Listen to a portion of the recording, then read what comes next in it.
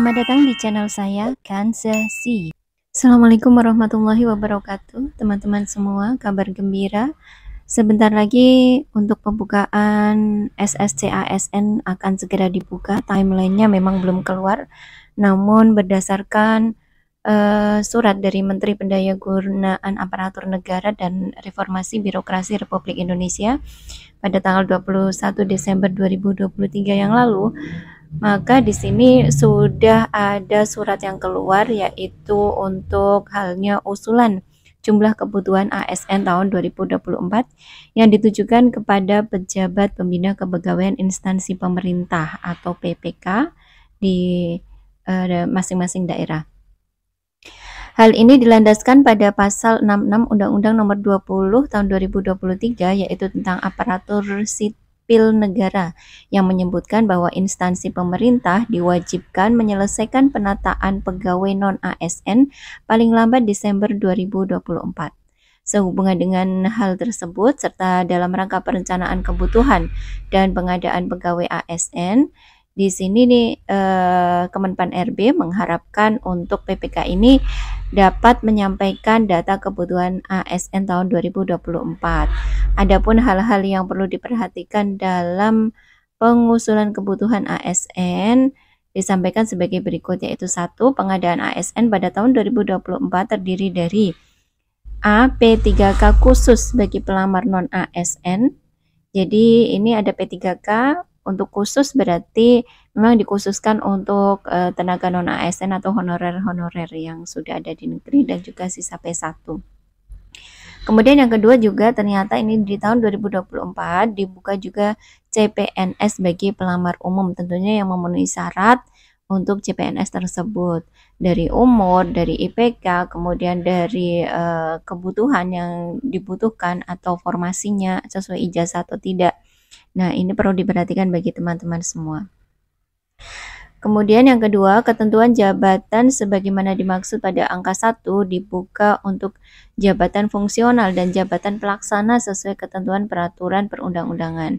Oke teman-teman, jadi ini yang sangat menggembirakan. Kalau kemarin itu tahun 2023 itu untuk yang kebutuhan khusus itu banyaknya adalah jabatan fungsional, tapi ini ada untuk jabatan pelaksana. Jadi teman-teman yang tendik, tenaga administrasi, ini nanti akan juga tersasar untuk bisa masuk ke sini dengan adanya surat edaran ini. Kemudian yang selanjutnya memperhatikan kondisi pegawai non-ASN saat ini, akan dipertimbangkan jabatan pelaksana untuk P3K dengan persyaratan jenjang pendidikan paling rendah sekolah dasar atau SD atau sederajat dalam pengadaan ASN sebagaimana dimaksud angka 1 huruf A. Jadi ini teman-teman semua yang kemudian beberapa waktu lalu merasa kok selama ini tidak ada ya untuk tendik, bagaimana dengan kami-kami tendik yang masih ijazahnya adalah SD, SMP, SMA, ini nanti akan dibuka untuk formasi kebutuhan yang dengan jenjang pendidikan seperti yang disebutkan tadi.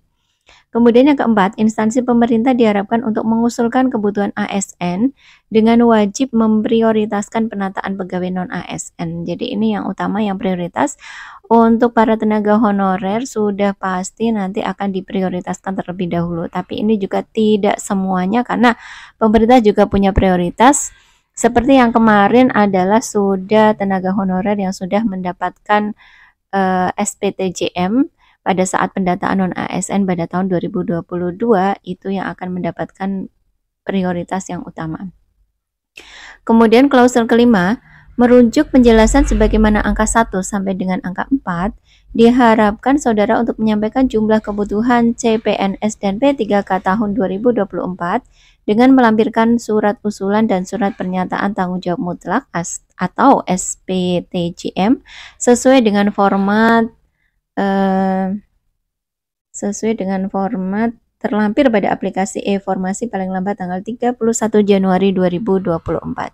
Jadi ini sudah masa-masa injury time, pemerintah daerah atau instansi-instansi sudah seharusnya mempersiapkan. Makanya teman-teman itu harus tetap mengawal.